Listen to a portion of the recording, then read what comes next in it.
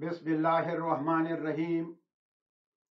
د ټولو نه مخکې زه ټول افغان ولس ته د زړه د اخلاصه د مینې نه ډک سلامونه وړاندې کوم. زما د نننۍ بیانیې موضوع ده پاکستان د نوي نسل په سترګو کې. ګرانو وطنوالو، د پاکستان د جوړېدو نه وروسته به په پاکستان کې د جناح او د سر محمد اقبال ورځې لمانځل کېدلې، خو په مزه مزه ولس د دوی د جنایتکارو نه خبرېدل شروع شول. نو د ولس په سترګو کې د دوی اهمیت په کمېدو شو. نو چې بیا به کله د دوی ورځې لمانځل کېدلې، نو ولس به پکې ګډون نه کوو، او اوس په ټلویزیونونو هم د دوی اړوند پروګرامونه کم ښودل کېږي، ځکه چې ولس پکې څه خاص دلچسپي نه لري. د لیاقت علي خان قبر ته هم اوس څوک نه ورځي چې دعا ورته وکړي. مولانا سید سلیمان ندوي او مولانا شبیر احمد عثماني په کراچۍ کې ځمکې ته سپارل شوي دي، خو څوک ورته دعا لا هم نه ورځي، ځکه چې نوی نسل دا ټول کسان اقبال، جناح، لیاقت علي، مولانا سید سلیمان ندوي او مولانا شبیر احمد عثماني وغیره په دې مختورن کوي چې د دوی د لاسه پاکستان جوړ شوی دی، چې اوس د دوزخ په ټوټه یادېږي. یو پخوانی مسلم لیګي مشر سعید صدیقي په خپله یوه لیکنه کې لیکي چې اوسنی نسل چې د پاکستان دې حالاتو ته ګوري، نو زموږ نه پوښتنه کوي چې تاسو ولې پاکستان جوړ کړی دی؟ آیا دې ته تاسو یو هیواد ویلی شئ چې د دروغو شعارونو په بغارو منځته راغلی دی؟ اخر د څه لپاره؟ د دې لپاره چې د انګریزانو پروژه په دې سیمه کې مخ پر وړاندې بوځي. آیا دا د جناح نظریه وه؟ د ډاکټر سر محمد اقبال زوی جاوید اقبال په خپله یوه لیکنه کې لیکلي وو چې اوس څوک د زړه نه د اقبال او جناح نوم په خولې نه اخلي. د نوي نسل په سترګو کې د دوی اهمیت بالکل ختم شوی دی، او هغوی ته د شک په نظر باندې ګوري چې دوی هر څه د مسلمانانو لپاره نه، بلکې د انګریزانو لپاره کړي وو. د دوی د زیږېدنې پر ورځ د پاکستان حکومت یو څو ماشومان د دوی قبرونو ته راولي او خبره خلاصه ده. او چې د دوی اړوند کومې غونډې کېږي، نو د غونډې د صدارت کولو لپاره څه خاص شخصیت راتلو ته تیار نه وي، او نه پیاوړي کسان په دې موقع بیانیې ورکول غواړي. او هغه کسان چې چا په تحریک پاکستان کې برخه اخیستې وه، نو هغوی وایي چې موږ د داسې پاکستان لپاره ولې د جناح مرسته کوله، او ولې مو د هندوستان نه پاکستان ته هجرت کولو. دا زموږ نه یو ډېره لویه اشتباه شوې ده. اوس پاکستان په یو داسې ډګر ولاړ دی چې هېڅوک هم دې ته تیار نه دی چې د زړه نه پاکستان ته خپل وطن ووایي. په بلوچستان کې د ازادۍ جنګ شروع دی. په دیوالونو د بلوچستان د ازادۍ شعارونه لیدل کېږي. په هر لوري د آزاد بلوچستان نارې وهل کېږي. یو استاد پاینځی لیکي چې زه په سکول کې د مطالعه پاکستان درس ماشومانو ته ښایم، نو یوه ورځ د بلوچستان ازادي غوښتونکي سکول ته راننوتل، د پاکستان بیرغ یې راکوز کړو او د بلوچستان بیرغ یې پورته کړو. یو کس زه د ګریوانه ونیولم او راته وویل چې د نن نه پس به ته په سکول کې مطالعه پاکستان ماشومانو ته نه ښایي، بلکې مطالعه بلوچستان به ورته ښایي. له بلې خوا پښتانه هم د پاکستان نه جدا کېدل غواړي او د خپل پلار نیکه وطن افغانستان سره شاملېدل غواړي. سندیان هم سیند و دیش غواړي. نن چې پاکستان د کوم اقتصادي او سیاسي حالاتو سره مخ دی، او په کوم ډول چې هره ورځ د پاکستان فوج او پولیس مرداریږي، نو داسې ښکاري چې ډېر ژر به پاکستان د تاریخ برخه جوړ شي انشاءالله. خو پاکستان ته هم پته ده چې د پاکستان لوبه ختمه ده، نو دوی به یو وار بیا په افغانستان کې د کال 1999 په شان جواري کوي، او دوی به یو ځل بیا په افغانستان کې لاسوهنه کوي. نو پکار ده چې موږ دا ځل افغان ولس دې ته چمتو اوسو. د امریکې ولسمشر جو بایدن پاکستان په افغانستان کې د لاسوهنې لپاره په ملا ټپوو چې په افغانستان کې د چین او د روس د اثر او نفوذ مخه ونیسي او د طالبانو دولت ړنګ کړي. خو په دې لوبه کې عمران خان نه ځایېدلو، نو اول د هغه دولت ړنګ شو، او بیا پاکستان د پاکستان اصلي واکدارانو د پاکستان پنجابي فوج، سیول ملټري اسټابلیشمنټ او عدلیې ته په حواله کړی شو. په ټول ټاکنو کې داندلې وشوې. د پاکستان د مرکزی دولت او پنجاب واک او اختیار د پاکستان پنجابي خاینانو ته په حواله کړی شو، چې په دې کې محسن ناول او علي وزیر هم یو پیاوړی رول لوبولی و، چې کله یو پنجابي شهباز شریف په اولني ځل د پاکستان وزیر اعظم کېدلو. د پاکستان د فوج مشر جنرال عاصم منیر هم واشنګټن ته تللی و. د خپل سفر په جریان کې چې په 11 د دسمبر کال 2023 کې پیل شو، جنرال منیر د امریکای د دفاع وزیر لوید آسټن، د بهرنیو چارو وزارت مرستیال سټیفن بیګن، د خارجه چارو سکرتر انټونی بلینکن، د ملګرو ملتونو سرمنشي انټونی ګوټرز او په فلوریډا کې د سیډکام د مرکزی دفتر د چارواکو څخه لیدنه کړې وه، چې بیا د امریکای د مرکزی کمان کمانډار مایکل ایریک کوریلا پاکستان ته راغلی و او په 9 د مې کال 2023 کې د پاکستان د فوج د ستریټ جنرال عاصم منیر سره ملاقات شوی او بیا د خیبر پختونخوا د قبایي علاقو او د ډیورنډ د کرښې دوره هم کړې وه. خو چې اوس په امریکا کې ډونلډ ټرمپ ټوټاکنې وګټلې، نو داسې ښکاري چې هغه به په افغانستان کې د جو بایډن پروژه مخ په وړاندې بونیسي. د پاکستان یو ممتاز ادیب سید قاسم محمود په یو مرکه کې وایي چې د پاکستان د جوړېدو نه مخکې زموږ یو استاد و چې هغه هندو و، نو هغه یو ورځ موږ مسلمانانو ته ویل چې تاسو خو پاکستان غواړئ، خو د پاکستان د جوړېدو نه پس به تاسو بیا د ټوانو، دولتانو، وډیرو، جاګیردارانو او سردارانو غلامان یې. نو کله چې پاکستان جوړ شو، د پاکستان په اولنۍ کابینه کې هم ټول دغه سرمایه‌داران، جاګیرداران، دولتانه او ټوانه وغیره وو او دا ټول د جناح ملګري وو. یو ورځ جناح ته وویل شو چې مولانا حضرت موهاني او مولانا ظفرعلي خان ډېر تکړه او قابل کسان دي، نو دوی په کابینه کې واخله.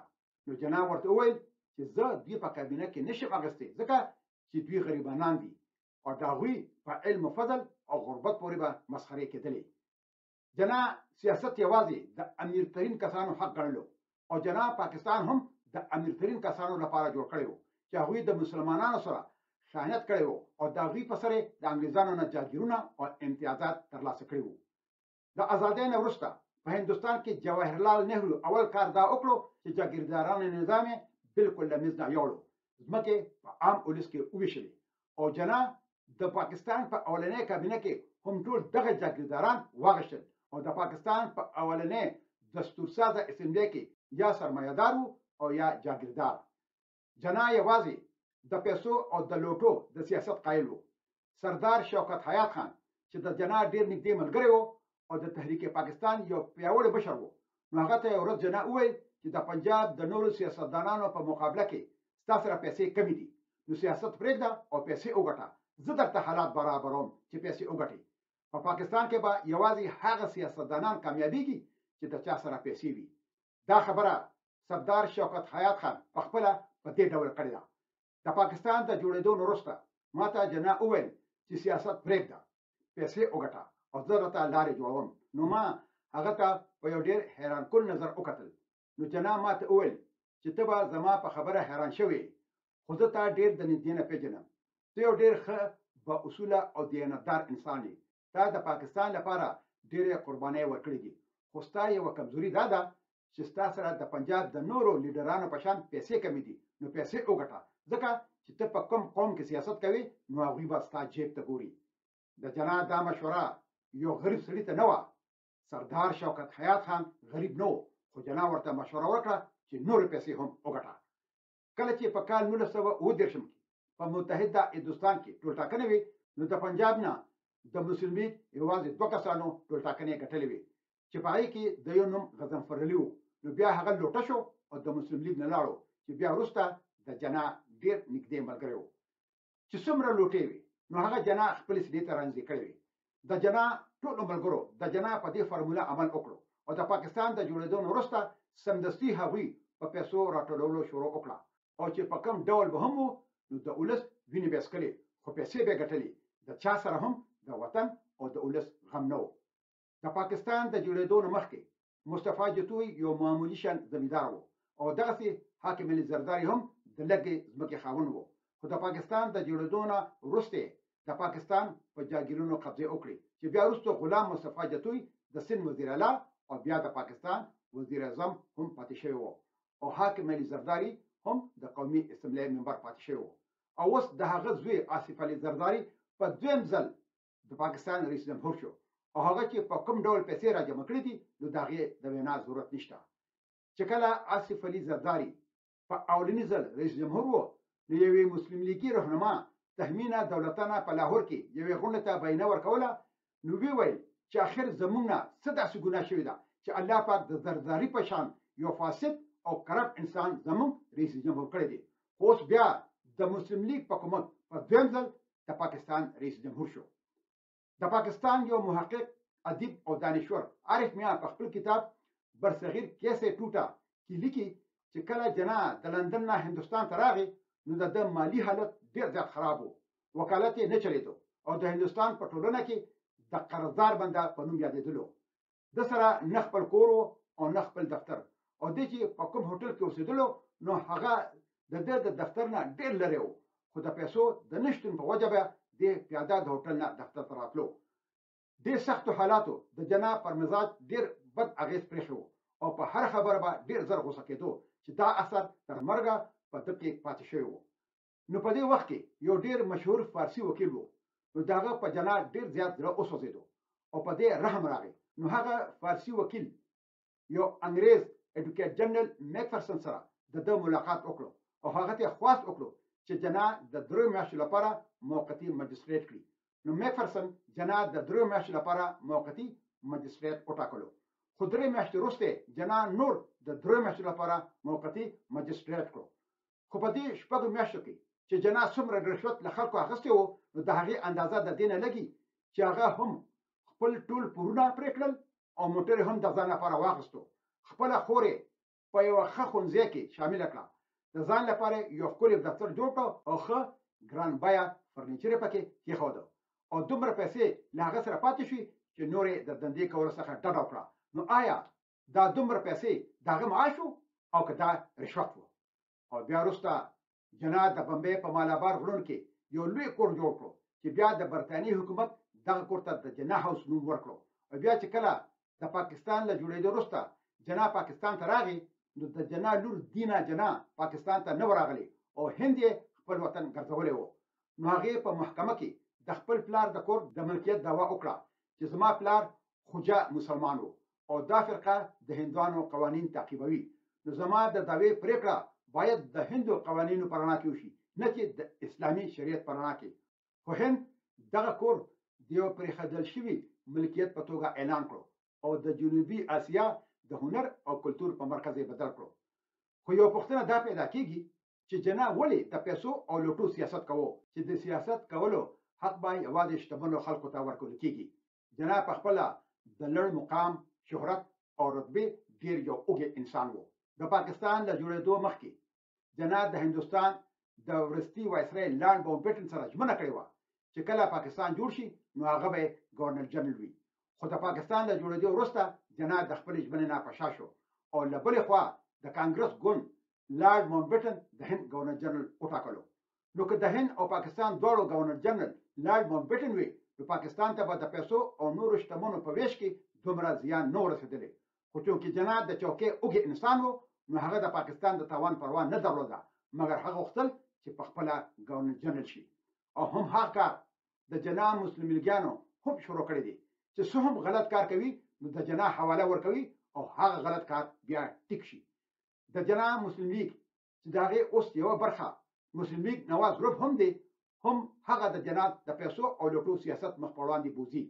د کسانو نه لوټې جوړې کړي، په پیسو یې واخلي او بیا څوک د پارلمان غړي شي، څوک وزیران شي او څوک سینیټران شي. یو کس ډاکټر طاهر علي جاوید لوټه شو، د جناح مسلم لیگ ګروپ نه مسلم لیگ نواز ګروپ ته واوړېدو. نو په یو مرکه کې وایي چې جناح هم د هندوستان د کانګرس ګوند غړی و او هم د مسلم لیگ، نو موږ ولې د دوه پاټو غړي نشو جوړېدلی؟ جناح 8 کاله هم د کانګرس او هم د مسلم لیگ دواړو ګوندونو غړی پاتې شوی و.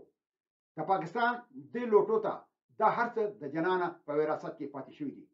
خو لکه څنګه چې ما وویل چې جناح د چوکو یو ډېر لوی اوږد انسان و، نو چې کله پاکستان جوړ شو او جناح د پاکستان ګورنر جنرال شو نو په دغه وخت کې د مسلم لیگ صدر هم و. نو په مسلم لیگ ګوند کې دا بحثونه پیل شول چې آیا څوک کولی شي په یو وخت کې د ګوند او د حکومت 2 چوکۍ ولري. حالانکه جناح په دې وخت کې د قانون سازي اسمبلی صدر هم و او جناح د پیسو دومره وږی انسان و چې د ګورنر جنرال او د قانون سازي اسمبلی د صدر په توګه 2 تنخواګانې اخیستې، حالانکه دا کار د قانون خلاف و. په 1948 کال په فروری کې د کراچۍ په فریر هال کې د مسلم لیگ یوه غونډه راوبلل شوه، په کومه کې چې مسلم لیگ په 2 ډلو ویشل شوی و. یوې ډلې وویل چې جنا دې د مسلم لیگ صدر او د گورنر جنرال دواړه چوکۍ وساتي، کوم چې جنا هم غوښتل. او بل ډله چې پکې مولانا شبیر احمد عثماني او پیر صاحب مانکی شریف هم شامل وو، وویل چې نه، جنا دواړه چوکۍ نشي ساتلی، چونکې جنا خو د دغو دوه چوکو د ساتلو په حق یو. نو هغه په دې غونډه کې 3 ځله په خپله بیانیه کې دا خبره تکرار کړه چې پکار ده زه دواړه چوکۍ وساتم. خو په غونډه کې ناستو ډیرو کسانو د جنا د دې خبرو مخالفت وکړو. بیا پریکړه په دې وشوه چې په غونډه کې د ناستو خلکو رای دې واخیستې شي. خو کله چې خلکو خپل رای واچولې، نو جنا او د هغه ملګري په 10 رایو د ماتې سره مخامخ شول. نو جنا سمدستي پاڅېدو، خپل کاغذونه له میز څخه راټول کړل او په غوسه د حال نه ووتلو. نو د جنا یو ډیر نږدې ملګري او د مسلم لیگ یو مشر چودھری نذیر احمد خان لیکي چې د جنا په داسې غوسه د حال نه په وتلو موږ ټول حیران دریان پاتې شو. نو لیاقت علي خان چې د مسلم لیگ جنرال سکرټر و ودرېدو او ویې ویل چې تر اوسه پورې د مسلم لیگ ګوند کوم مشرانو نو هغه ختم شول، اوس د هغه ګوند نه صدر او نه جنرال سکرټر شته. نو زه دا وړاندیز کوم چې د نننۍ غونډې لپاره باید عبدالرب نشتر صدر شي. او دا هغه عبدالرب نشتر و چې د پاکستان د جوړېدو نه مخکې د په پېښور کې په محمد خان جومات کې په جنا پسې کنځلې کړې وې. خو ډېرو خلکو فکر کاوه چې یا د مولانا شبیر احمد عثماني صدر شي او یا پیر صاحب مانکی. خو هغوی دا عذر وکړو چې موږ دلته د مشرۍ لپاره نه یو راغلي. بیا د چودھری خلیق الزمان نوم د صدارت لپاره وړاندې شو. نو د هغه مقابلې ته فیروز خان نون خپل نوم وړاندې کړو، خو ډېره بده ماتې وخوړه او چودھری خلیق الزمان صدر شو.